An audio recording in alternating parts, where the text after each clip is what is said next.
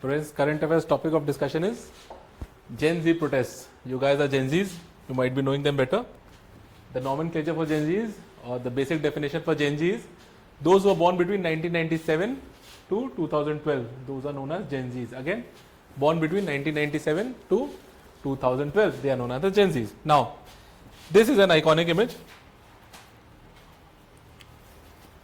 You'll associate this with most of the places where Gen Z protests are happening. And this is the idea like hota na, like a flag sort of. Okay.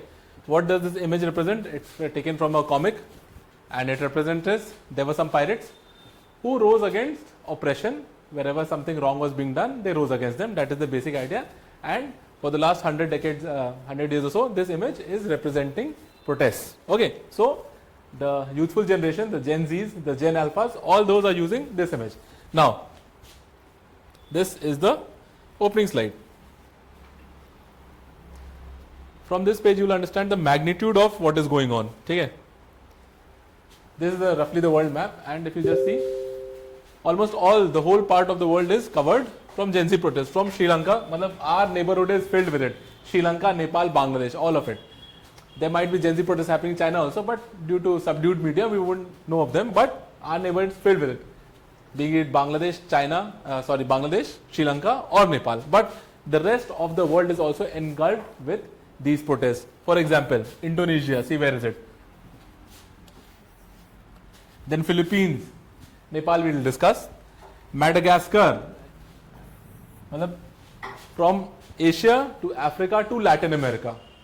Everywhere is there. To some extent in United States of America also, we will remember Black Lives Matter. That was also a form of Gen Z protest. Then Morocco again, over here. Kenya, Tanzania, Bangladesh, Mexico and Peru. We are just taking roughly 10 countries, but many more places we are seeing Gen Z protests going on. Briefly discuss, like in every country, what is going on, just like 1 or 2 lines or 1 or 2 minutes on each of them. Then we will discuss the causes, the reasons, what is the difference between the old protests, old social movements and the new social movements, and what are the challenges which these social movements have with themselves inherently and externally. Both matters. Every institution, every organization has challenges within the organization itself and external challenges also. That we'll discuss in detail. Okay. So the world map is giving you a brief idea that the whole world is encompassed, is to almost an extent engulfed with protests. And what it is leading to, what, it's like it's become an everyday news. It's like breakfast and lunch for us. Ki haan, somewhere something is going on. But that shouldn't be the case. Now see, we'll see each one of them, what is going on. First of all, just remember this image, the pirate one, and that is the symbol of the insignia of the protests which are going on. First is Sri Lanka. Okay? Our close neighborhood, once a time was a great ally, but for some time there has been some differences going on between both the countries. But apart of that, there were protests in Sri Lanka. For what? Basic reason. Everything has some immediate reasons and some fundamental core reasons like corruption, unemployment, rising prices, rising crisis in institutions. All that led to the revolt in the protest in Sri Lanka. Second is Indonesia. Okay? See, usually a developed country, not so developed country, but better. What happened over there was, it was seen the Gen Z rose in protest against issues on perks and privileges of parliamentarians. Like there was a bill came out and the perks and privileges, or simple the salaries of the parliamentarians was increased to a very geometric scale level. They multiplied sort of. So what happened was, the youth that was unemployed, with the rising cost, with the rising inflation, they all came down on the streets and started the protest. Then comes Philippines flood. See, if you see, Philippines also, there was a flood in Philippines, and the same reason, the same underlying theme is the same, that corruption. What happened? The government gave contracts to their own family members, to the old close ones, to have relief for the flood work, but on ground nothing happened, but millions of money was wasted. Seeing that, what the Gen Z did, they came up on the roads in protest of the floods. Next is Nepal. Okay? Nepal is very recent and we all have known, and this is a famous hotel which parliament building which has been burned down by the Gen Z protests. What happened in Nepal was, again, there was corruption, there was unemployment, And when this corruption and unemployment took the stage of social media, when on the stage, on the hota hai na, podium of social media, these things were coming up, these topics were discussed, questioned, to some extent people were held accountable for, then what the government did was, they simply banned the social media. Roughly 20 plus sites, apps, I don't know what, were all banned. What happened? People rose in revolt, because social media is no more just a place for talking. It is no more just a place for revisiting. It is a form of employment. It is a form of currency these days. So the Gen Z rose in revolt. Next is Madagascar. See, Madagascar is one of the places where the protest happened, but the difference was that it was brutally suppressed. Okay, this is the case of Madagascar. What happened in Madagascar was, electricity and water supply was cut off. Okay, it's simple. When electricity and water, even for us, electricity and water supply is basic commodities, and it was cut off, and then people rose, the Gen Z rose in revolt. What happened was, army took over. So when does the army take over? What happens? Brutal repression happens. Army took over. Same is the case of Morocco. Here the army didn't take over, okay, but brutal repression was happened. What was the cause of Morocco? See, 8 mothers had died while giving birth. Okay. What led? That led to the questioning, that led to the accountability of the failed state of health affairs, the failed state of hospitals over there. That is why people rose in revolt in Morocco. Remember, here also it was led to brutal suppression. Okay. When 8 mothers died while giving birth, so the question arises, what? Where is the social infrastructure? Where are the spendings going on? Where is the health infrastructure? Okay. Where are the education reforms? On the contrary, what Morocco is also doing is, Morocco is building buildings and stadiums. Okay. The whole present idea, the whole core theme of Morocco is the FIFA of 2030. It is building stadiums for the FIFA of 2030, and in the present, when such a tragedy happens, where does the Gen Z look to? Matlab hota hai na? Where does it ask its questions that the present infrastructure is failing, but we are building stadiums for FIFA 2030. Next is Kenya. Okay. Another African country. In Kenya, a finance bill was brought up, raising the taxes and raising the taxes instead of income tax, whatever tax, but a bill was brought up for raising taxes. Again, there is no employment and you are raising taxes. So people protested, the Gen Z protested. Next is Tanzania. Okay. See, this is an image of Tanzania. She is the present incumbent president over there, and the whole protest was related to rigging of elections. You might have seen protests intensify over rigging of polls. There is only, matlab, the present party is there, and there is exclusion for the opposition party for the polls. Like the opposition party is excluded from fighting elections, and the winning party is getting 98% of the votes. Imagine, when there is no opposition, what is happening. Therefore, the Gen Z rose in revolt for this. Okay. Next comes a famous recently, Bangladesh, and the whole idea that Bangladesh is somewhat up in arms against India. That is also a cause. Okay. Bangladesh. Student protests happened. Why did they happen? Because the incumbent government of Sheikh Hasina, she brought out a bill which increased the reservation for the freedom fighters of 1971 and their descendants also. Both ways it went, for the freedom fighters and their descendants also. So what did the Gen Z thought of it as nepotism. Okay. The Gen Z thought it as nepotism and favoritism. Therefore, they rose in revolt, and Sheikh Hasina had to flee. And now, its own judge has given death sentence to Sheikh Hasina. Another topic of how they are treated, how political prisoners are treated. But for the current being, she has been given death sentence. Okay. Next is Mexico, like most of them call Mexico. What happened in Mexico? Why isn't it working? Okay. Mexico. The problem of Mexico City is lack of security for people against drug lords. Recently, there was a news like within a month, more than 100 people were killed in a brutal countdown confrontation of the police and the drug lords. More than 100 people were killed. That is why, see, it is all brewing in the background. These are the immediate things which are happening. Background is going on. The fundamental causes are long and lengthy. But at present, what happened was, there was lack of security for people against the drug lord. And in all the countries, whichever names you are taking, there is affordability crisis. But in the case of Mexico, what people in general said that the government is working in hand to hand with the cartel, with the drug lords, and they are not supporting the general public. Last, and a long list, is Peru. Now what happened in Peru? Peru is again a Latin American country. Okay? In Peru, what happened was, like we have Jan Aushadhi Yojana, Ayushman Bharat, where the government takes care of the hospital bills. In the same manner, in Peru, for pension reforms, the government brought out a bill for which the premium of the pension would be paid to private now, okay, for the private companies. So the private companies will have the profits, and you know what happens rest when things go in control of the private company. Okay? I took the example of Ayushman because in that also, when people approach the private hospitals, there was reluctance seen. In the same way, in Peru also, when there is pension reforms and the premium will be paid to the private companies, what is the accountability for them? Okay?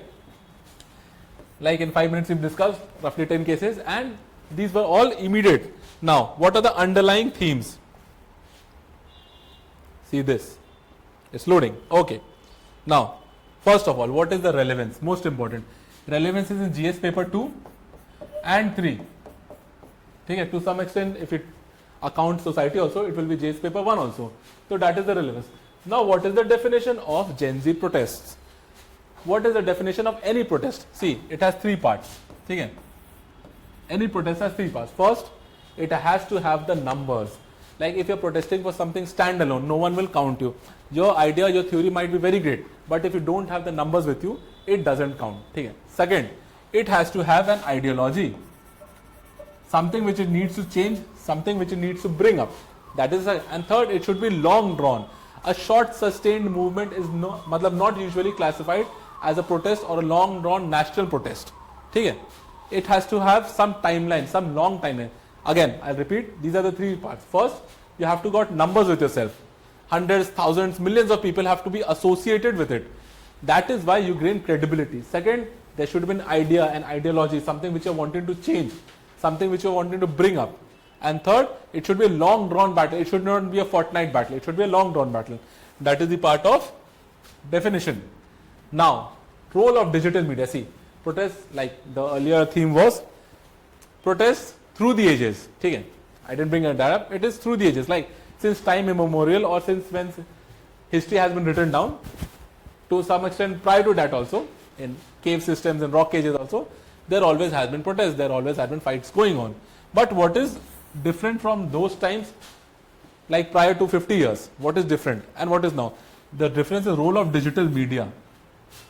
Now we live in a real world. Hota hai na? Something which is going on in Morocco, Tanzania, even more farther past, Peru. We see it in real time. It's not tomorrow's newspaper or the day after radio podcast. It is effective. Like you can see the pain or you can see the glory which is going over there immediately. That is the role of digital media. Okay? Now, digital media simple is fast. You'll get everything on your fingertips. It needs 2 more things. It leads to what? Digital democracy. Now, we are more than nationalized world. We are more of a globalized world. For example, whatever is going on in Iran or USA, we feel for it. We raise our voices against it. The social media is such large landscape that if people not even native to that country, if citizens not even native to that place raise a voice, then those specific governments have to react, have to be answerable. That is called digital democracy. Digital democracy is no more refined by the very nation's boundaries. It has gone beyond that. It is in the digital world. And second is democracy, which means emotional democracy. People, before judging or before having an in-depth knowledge of what is going on, are so much emotionally charged, which leads to emotional democracy. Next is what? See, you'll have to see how present, past, future is evolving with regimes. For example, Gen Z process are seen in both authoritarian regimes like Iran. For example, the Zendaya protest was there, which meant that the whole hijab protest was going on. That was seen in authoritarian regimes also. And if you take into account liberal regimes, okay? For example, the most liberal regime, according to they themselves, America, we saw what? Black Lives Matter. So, these protests are age neutral. Age is there, like Gen Z protests, but boundary is neutral. They don't see caste, they don't see class, they see what? Economic exploitation more. They see respect exploitation more. Okay, that is there. Another, if you see example of authoritarian regime is Arab Spring, okay? And MENA, Middle East and North Africa. There was also protest going on over there. Okay. Now, why? The one word answer for why is, the reason is disquiet, discomfort, not satisfied, or hota hai na, pursuance for great, something more which you want in life. But if you go into detail, the why, the disquiet has two parts, the immediate parts and the fundamental parts. For each country specifically, we discuss the immediate parts, like every country specific. For Nepal, okay, banning of social media. For Bangladesh, increase of reservation. Example you've seen, n number. But what are the fundamental parts? Okay, this is which has been going on since ages. The fundamental part is corruption, primary, always corruption, because corruption leads to what? A vicious cycle of unemployment. Then inequality, then rising costs, and now we are an educated generation. Okay, we are much more accountable, very active generation. What do we want? We are asking for, demanding for answers and accountability. That is also a different aspect of Gen Z protest. That for everything we are questioning. We are not just answering, we are not just in the back foot, we are now in the front foot. For everything needs answers. Okay. Next is,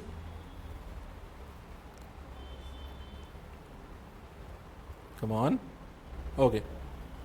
These two are important now, we'll see in the next slides. Difference between new social movements and old social movements. I told you, social movements have been going on since ages. But what is the difference between the old ones and the new ones, and the challenges? As again, every institution, every organization, every individual to some extent has challenges from two fronts itself. Internal challenges and external challenges. Family-wise challenges or outside challenges. Simple. Okay. So we'll see these two in detail. What is the difference between new social movement and old social movements? Just write it down. I'll be penning it down. What is the difference between new social movements and old social movements? First of all, the timeline. Okay. New social movements are what? As I discussed, global in nature. Okay. New social movements are global. As I told, we all are living in that particular instant, in that particular second. Everything is in real time. There's no buffering time, there's no buffering speed. Everything is real. And all social movements are, you can say, local, to some extent regional also, and national. And if you take the how Europe became, that movement, that will also be considered as global. But generally it is local, regional and national. But the new social movements are most of the time, it is a general view that they are global in nature. Second is, in new social movements, what is the program of action? How do we act? They act through direct action. Hota hai na? They are up in the streets. No more like in modern history we studies, prayers, petitions, memorandums. None of those. Direct action. But in old social movements, what was it? It was satyagrahas. Okay? It was prayers, petitions. Satyagraha, prayers, petitions, memorandums. In most of the countries, that is how system used to work. But now, the main thing is ideology between the two. What was the ideology of old social movement? Ideology of old social movement was to gain independence. That was the primary of most of those. But of the new social movements, now that we've gained independence, of the cases that we've discussed of India in specific, we have gained independence. So what do we want now? Now we want better life, better quality of life. We want better education, better health services, better infrastructure. You see the difference? Earlier we only wanted by azadi de do kafi hai. Now, ab azadi mil gayi, ab zyada chahiye. Okay, that is the idea. Earlier, now see, in new social movements, earlier social movements will understand it better. In other social movements, who was the major opponent? The major opponent was the state itself, the government itself. Whom did you want azadi from? Whom did you want freedom from? The state, the oppressor, the colonial regimes. Okay? But in new social movements, there are multiple stakeholders, like a company for instance, an individual for instance. If you take climate change, okay, who are the stakeholders? The government also and the private organizations also. So if someone puts a fight against climate change, he has to fight what? Institutions, organizations and the private players in the same manners. Okay? Over here in new social, who are the stakeholders? Individuals are there, companies are there, security is at stake. Okay? Industry, employers, LGBTQ, like the right for LGBTQ is what? With the state also and with almost every individual. The rights that they want, the respect that they want is from both the government and the individuals. That is, and women rights are also there. Okay? Usually in that old socialism we discussed, it is against the state. Now, new social movements is multi-class. Why? Because now that we have got Azadi, we've got freedom, there are multi-class. So we are fighting against multiple stakeholders, multiple people. Therefore, everyone is associated. In the social media world or in the digital world, no one is asking about caste, class. Everyone is united towards that ideology, towards the pain that they are suffering in unity. That.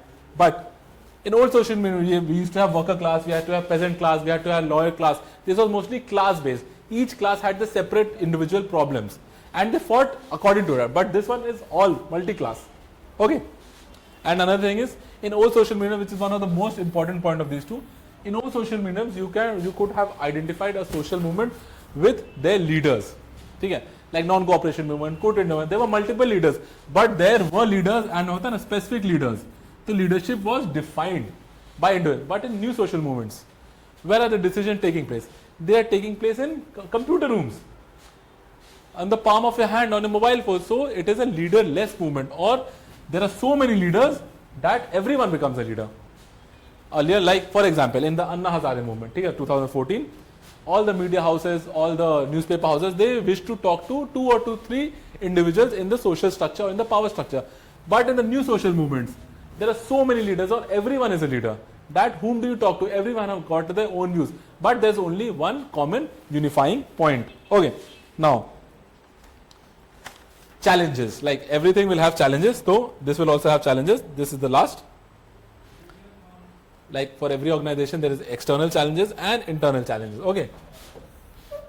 So, what does the external challenge constitute? Primary. We are talking about new social movements. Okay. The Gen Z protests. So, what is the external challenge? First is the state. Like we saw in the case of Morocco, Tanzania, Kenya, that there was brutal state repression. Madagascar, brutal state repression. The first, what is the external challenge, is the state itself. Okay. Second is, how is the state? Because state aggression, violent crackdown we seen in case of Nepal also. Plus, who controls the internet? The whole concept of Gen Z protest is social media. And who controls the social media? It is the state who controls the social media. Like in the case of Nepal, what the state did was it just banned it because it has the power to do it. Okay? Now, if you see the internal one, what is the internal? Most important challenge internal is no unifying ideology. Like you might be associated to Gen Z protest for any cause, okay, your personal cause. But one, hota hai na, ki like for salt satyagraha, there were specific guidelines. But in these, there are no specific guidelines. Okay. Again, internal is no leadership, as we discussed. There is no, write it in bold, no leadership, because without a leader, everything fails. See, another plus point of no leadership is that if there is no leader, you can't target someone. Okay? And everything happens spontaneity. If there's a leader, you'll have to go ask permission, there'll be discussions. But if there's no leader, it can't be suppressed easily. Like if the leader is arrested, it boggles down. The whole movement comes to a halt or slows down. But if there's no leader itself, whom will you capture? There are thousands and millions of people. Okay, got the idea? Second is internal division. Like if you just need to remember, there were, I'm a history teacher also, I'll relate it with history. There were pro changes and no changes. Both were in the same organization, but there were internal conflicts. That what do I want? What is important to me more compared to what is important to you more? So there are always internal divisions. Okay? Internal divisions, conflicts. Okay. Next is what? In the new social movement, after getting something internally, okay, all the organization, all the people don't know what to do next. Hota hai na, the very step, if there's no structure, if there's no leadership, this is also a drawback. What to do next is another thing. Okay. We'll discuss one or two external also. It is counter-cyclic. For example, if there are movement against climate change, so there are people who come up and say there's no climate change. Hota hai na? Ki for every movement, there are some people who will be opposing it. Like US itself has said that it is coming out of Paris climate. It has already come out of Paris climate agreement. What does that mean? That it is counter to the view of climate change. So every movement, the external part is there is someone who is opposing it. Okay. Counter movements are always there. Example, there is a movement for reservation and there is a counter movement for anti-reservation also. Hai na? We've seen that in history part of social religious reform movements also. There were radicalists, there were reformists. Some people wanted to reform and some people went against reform. There was both. Counter movements were going on. Okay. Next is external challenges are one other thing. This is a common point which you can write in most of the answer. NGOization. All the momentum, all the funding usually in most of the cases comes from NGOs. But if that NGO pulls back its hands, if there are numerous NGOs, it's a good thing. Hota na, your, like we say na, side income, double income. But if this is called NGOization, your whole idea, your whole structure is built upon what? A few NGOs who are funding you. What if they pull back their hands? Or what if they are no more consistent with your ideology? Then what happens? Okay. Then comes the last but not a very meager one, infiltration. Okay. You've got your own ideology and you're working towards it. But what happens is because there is no leadership. There's not one person who is saying what this is going on. Someone else comes up, infiltrates and captures it. And now a new ideology is being brought up. That also happens. Okay. Infiltration and manipulation affect credibility. I'll give you this an example. Okay. How infiltration and manipulation works. 2 to 3 years back, there was farmer protests in Delhi. Okay. Now, how it worked out, we'll also relate it to how media, okay, external challenge is also media challenge. How the narrative that media wants to build becomes more supreme, becomes more loud. Okay. The farmer you were protesting in Delhi and they were shown eating pizza. Now the farmer is eating pizza. What's wrong in that? They are the producers, and if they are eating pizza, what is wrong? Matlab, I haven't understood it, but the media showed it as how? That they are eating pizza. Matlab, they are doing something wrong which you don't know. That is the power of media houses, and that is also an external challenge. Okay. Now, we discussed they don't know what to do next after they've accomplished a few goals. Hota hai na? Once, for example, we'll take the case of Nepal, Sri Lanka or Bangladesh. What happened? The ruling regime fled off, whatever. What happened next? In the case of Bangladesh, Sheikh Hasina came to India, took asylum. But the present government, it's worse now because the stats are showing so. When there is no progress, that is what the stats matter. In Nepal also, again, someone else came to power. Now again we are seeing revolts over there. Again protests are going on. So what to do next is a very big question. After you have achieved your temporary goals, what to do next? How to proceed? There is a brief interrogram, and in that most of the cases have seen anarchy. That is okay. Now, understood? So this is how we summarize. How is India different? Okay. If you'll just, I'll clean it up. How is India different? Matlab, in all our neighborhood, again I have given an example of, see, we don't need to give DRENT. Okay. Pardon me for the spelling. In all of our neighborhood, Nepal, Bangladesh, Sri Lanka, rocked with Gen Z protests or just protests in general. And we don't need to take the example of Pakistan. Pakistan is always in protest. Okay. We don't need to talk about it. But why in India are we not seeing protests of such large scale? Okay. Because of our values, of our culture, and because of our history. Okay. Because of our modern history. Because we were taught how to protest. We were taught the process of satyagraha. We were taught the process of prayers, petitions. There is a place called Jantar Mantar in Delhi which has been almost officially said that is the place. If you've got a problem, you can go and protest over there. But no such theme. Other countries lack such deep history, lack such intellectuals who paved the way for such history, for such character building which was done through Indian history, through modern Indian history, through the Independence Acts, through the whole of the reform movement. That is missing in other countries. That is why India is different, and that is to some extent why we don't see protests to such a large scale. Okay, the same underlying issues are with India also, but we are evolving that way. Okay, thank you.